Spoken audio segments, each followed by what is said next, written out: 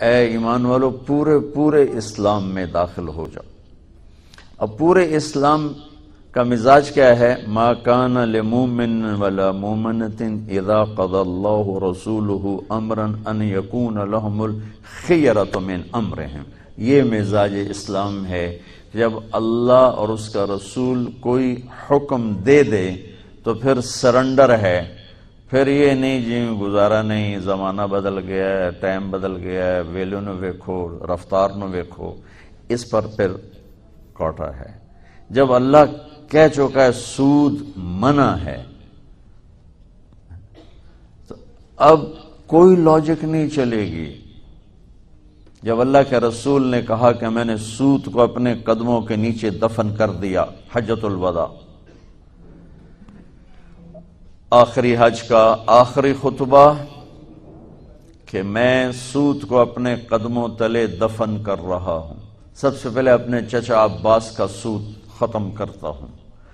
یوم ترجف الراجفہ تتبعها الرادفہ قلوب یومئذ واجفہ ابصارها خاشعہ یقولون ائنا لمردودون فی الحافرہ اذا كنا عظاما نخرہ قالوا تلك اذا کرۃ خاسرہ فانما هي زجرۃ واحدہ فاذا هم بالساہرہ۔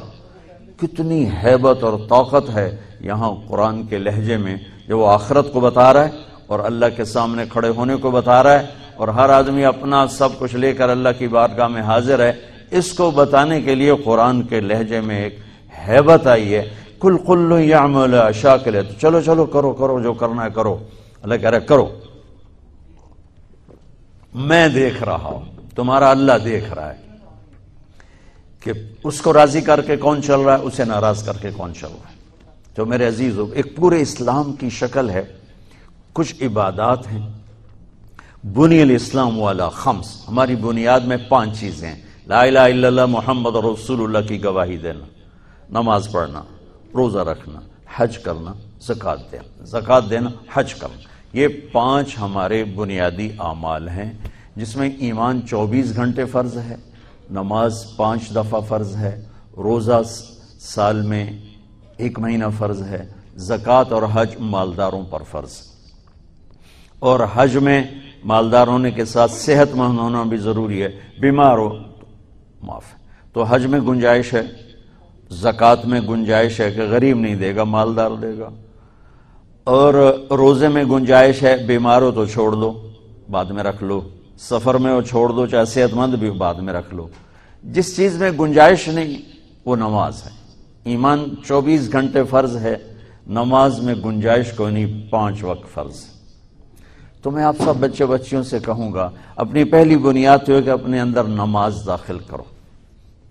میرے نبی دنیا میں تشریف لائے، کیا پیغام دیا؟ جاتے ہوئے کیا پیغام دیا؟ پہلا دیکھو، ورنہ انسان اور جانور میں کوئی فرق نہیں، بلکہ اللہ کہتا بل ہم اضل، یہ جانوروں سے بدتر ہیں، چونکہ جانور تو اللہ کو منتا ہے، اللہ کی تسبیح پڑھتا ہے، اللہ کو یاد کرتا، اور انسان ہو کر اذان کی آواز سنتا ہے اور بیٹھا ہوتا ہے۔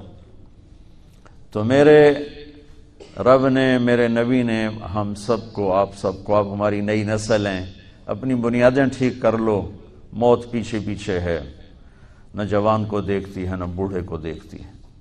تو ایک آپ سب کی نماز زندہ ہو، کوئی بے نمازی نہ ہو۔ ایک ایسا فریضہ ہے، جب آپ دنیا سے جا رہے تھے اور آخری لمحات تھے اور آپ نے ملک الموت کو روح قبض کرنے کی اجازت دے دی، تو اس وقت آپ نے 2 باتیں فرمائیں، الصلاۃ وما ملکت ایمانکم، میری امت ایک نماز نہ چھوڑنا، ایک اپنے نوکروں کے ساتھ بدتمیزی نہ کرنا۔ نوکر کو فارغ کر دینے کا کہا، لیکن بے عزت کرنے سے روک۔ میرا ملازم صحیح کام نہیں کرتا، یہ بڑے تاجر بیٹھے ہیں، ان کا طریقہ کیا ہے؟ بے عزت کرنا۔ ان سے مراد پورے پاکستان، بے عزت کرنا، ذلیل کرنا، گالیاں نکالنا۔ میرے نبی نے کہا یہ کام نہ کرنا، فارغ کر دینا، بے عزت نہ کرنا، ذلیل نہ کرنا۔ کسی کو ماں بہن کی گالی دینا زمین آسمان کو توڑ دینے سے بھی بڑا جرم ہے، چونکہ بیت اللہ کا توڑنا چھوٹا گناہ ہے اور کسی مسلمان کو ماں بہن کی گالی دینا بڑا جرم ہے۔ تو دو باتوں کی وصیت فرمائی کہ ایک نماز نہ چھوڑنا اور ایک میری امت کے غریبوں پر رحم کرنا۔ تو جو پہلی میری بات یہ ہے کہ آپ سب میں کوئی، آپ کے ٹیچر، آپ کا عملہ، آپ میں کوئی بے نمازی نہ ہو، کبھی چھوٹ جائے قضا پڑھ لو۔ زہ مقدر حضور حق سے سلام آیا، پیام آیا۔ ہمارے آگے ایک وارڈن اسکول میں نا، تو وہ تھے نمازی اور تھے بھی بڑے سخت، میں نے ان سے بڑی مار کھائی ہوئی۔ تو وہ نماز انہوں نے کمپلسری کر دی، اور جو نہیں آتا تو اس کی پٹائی ہوتی تھی۔ تو اب لڑکوں میں نماز کا شوق تو تھا نہیں، ذہن بنا کے کام کرایا جاتا ہے، ڈنڈے سے تھوڑا انسان کام کرا، تو کھوتا ہے جو ڈنڈے نال چلتا ہے، بندہ تو سوٹے نال نہیں چلتا۔ تو عشاء کی نماز ہو رہی تھی اور میں بالکل آخری صف میں کھڑا تھا، سردیاں تھیں۔ تو میرا روم میٹ بھی تھا، اللہ اس کی بخشش فرمائے، فوت ہو گیا ادھر مرید کے کا، اچھے ذمہ دار فیملی کا تھا، جاوید نذیر، اور میرے ساتھ ہی اس کا بیڈ تھا۔ تو اس نے میرے ساتھ آ کے نماز کی نیت باندھی۔ ہمارے وارڈن کا نام تھا طالب حسین، یاد ہے نا طالب؟ اب اس نے اونچی آواز میں نماز کی نیت شروع کی، 4 رکعت نماز فرض عشاء واسطے طالب حسین دے، اللہ اکبر۔ اب میں بھی تو واسطے طالب حسین تھا، میں نماز میں کھڑا ہوا، میں نے کہا ایک ہی کیتا ہی وہ کہتا ہے اسی طرح میں طالب حسین دی پڑھدا پیا، میں کڑا اللہ دی پڑھدا پیا، اللہ اکبر رکوع میں۔ تو بچہ پہلی بنیاد نماز ٹھیک کرو، اللہ سے تعلق ٹھیک کرو۔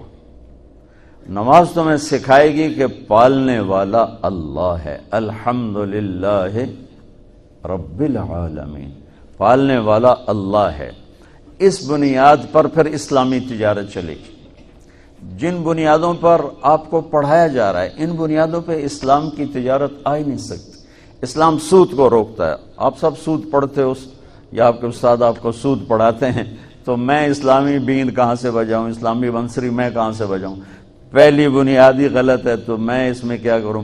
مردہ لا کے سامنے رکھ دو جی، یہ روح پا دو تو رب دا ہی کام ہے، میرا کام تو نہیں۔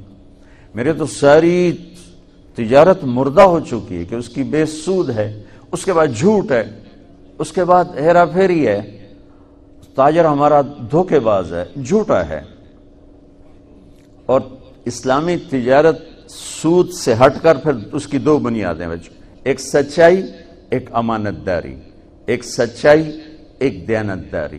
لیکن میرے دیس کا تاجر نہ سچ بولتا ہے نہ دیانتداری سے کام کرتا ہے۔ تم سب انہی کے پاس جا کے نوکریاں کرو گے، تم کہاں سے سچ بولو گے یا تم کہاں سے دیانتداری سے چلو گے؟ اسلام پہلے اللہ کو رب مانتا ہے، مسلمان اللہ کو رب مانتا ہے، وَفِي السَّمَاءِ رِزْقُكُمْ، میرا رزق آسمان میں ہے۔ پہلے وہ اپنا یقین ٹھیک کرتا ہے کہ دینے والا اللہ ہے، کاروبار نہیں، زمین نہیں، دکان نہیں، دینے والا اللہ ہے۔ رب السماوات والارض، زمین آسمان کا رب اللہ ہے۔ تو بچوں پہلی بنیاد ہے پالنے والا اللہ ہے، رزق اللہ دیتا ہے، پیسے سے نہیں، دکان سے نہیں، کاروبار سے نہیں، ذمہ داری سے نہیں، ڈگریوں سے نہیں، رزق اللہ کے خزانوں سے آتا۔ تو جب یہ بنیاد بنے گی تو اگلی بنیاد ہے پھر اس میں سچائی اور دیانتداری سے چلو۔ اگر آپ مجھ سے اسلام پوچھو نا 2 لفظوں میں کہ 2 لفظوں میں اسلام بتاؤ، تو میرے پاس ہیں سچائی اور دیانتداری۔ اور آپ مجھ سے پوچھو کفر 2 لفظوں میں بتاؤ، دنیا کا کفر 2 لفظوں میں بتاؤ، تو میرے پاس 2 لفظ ہیں، جھوٹ اور دھوکہ، جھوٹ اور دھوکے بازی، یہ ساری دنیا کا کفر ہے۔ اور سچائی اور دیانتداری یہ ساری دنیا کا اسلام ہے۔ سارا اسلام 2 لفظوں میں بند ہو جاتا ہے اور پوری دنیا کا کفر 2 لفظوں میں بند ہو جاتا ہے، جھوٹ بولنا، دھوکہ دینا، جھوٹ بولنا، دھوکہ دینا۔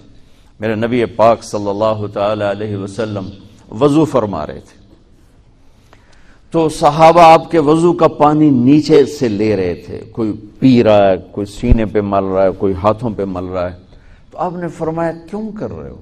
ما یحملکم علی ھذا، ایسا کیوں کر رہے ہو؟ کہ حبا للہ ولرسولہ، کہ ہمیں اللہ اس کے رسول سے پیار ہے اس لیے کر رہے۔ تو آپ نے فرمایا میں بتاؤں سچی محبت کسے کہتے ہیں؟ میں بتاؤں، وہ محبت جو اللہ اس کا رسول قبول بھی کرے، اور وہ محبت جو اللہ رسول کے ہاں پسندیدہ بھی ہو، اور تمہاری محبت بھی قبول ہو اور اللہ بھی تم سے پیار کرے، وہ بتاتا ہوں۔ کہا جی کیا ہے؟ تو آپ نے فرمایا من سر ان یحب اللہ ورسولہ ویحبہ اللہ ورسولہ، اگر تم یہ چاہتے ہو کہ اللہ اور اس کا رسول تم سے پیار کریں اور تم بھی اللہ اس کے رسول سے پیار کرو، تو صرف ہے وضو دے پانی پینے نال کم نہیں بڑھنا، اسے 3 کام کرنے پڑیں گے۔ جی کیا کیا ہیں؟ کہ فَلْيَصْدِقِ الْحَدِيثَ إِذَا حَدَّثَ، اسے زندگی بھر سچ بولنا ہوگا، جھوٹ نہیں بولے گا۔ اللہ اس کے رسول کی بارگاہ میں محبت کو حاصل کرنے کی پہلی نشانی کیا ہے؟ کہ وہ سچ بولے گا، جھوٹ نہیں بولے گا۔